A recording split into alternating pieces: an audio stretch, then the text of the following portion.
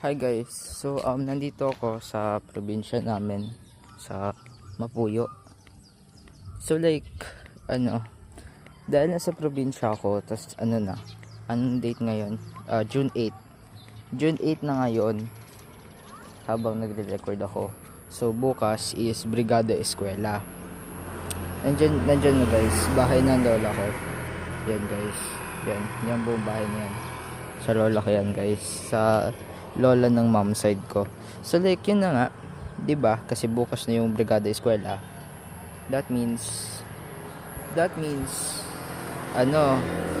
hindi ako makapunta sa Brigada Eskwela ng school namin. Pero may kita ko yung Brigada Eskwela ng school ng mama ko dati. Yan guys, oh. Tas imagine niyo guys, sinasabi kasi ng mama ko na sobrang lapit ng school nila sa bahay. Yun nga.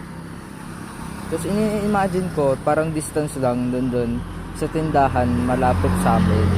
Tapos dun sa daycare, parang ganun lang, like medyo malayo pero malapit na rin. Pero hindi ko ini-imagine na literal na malapitan talaga. Kasi nandito yung school, tawid mo lang nasa bahay na. 'Di ba? Nakaka-weird minsan. Kasi school, bahay, school. Tapos kakakwento lang ng mama ko na nasabi niya na pag recess daw, uuwi daw siya sa bahay para daw tumulong sa paninda. Tapos pag matatapos na yung recess, tatawid sa school. Diba? Tapos nakapasok ako sa school kasi parang sa may daw, parang canteen, ganun. Yun.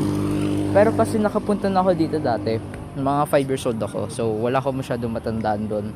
Ngayon na nandito na ako, yan guys, nandyan yung school, nandyan yung bahay, nandyan yung school, nandyan yung bahay. Tapos tatawid tayo. Dati kasi mas maiksi lang to, parang mga mga ganito kaiksi yung daanan dati. Ngayon ganito nakalaki, mas malaki na guys. Yan guys, bye guys.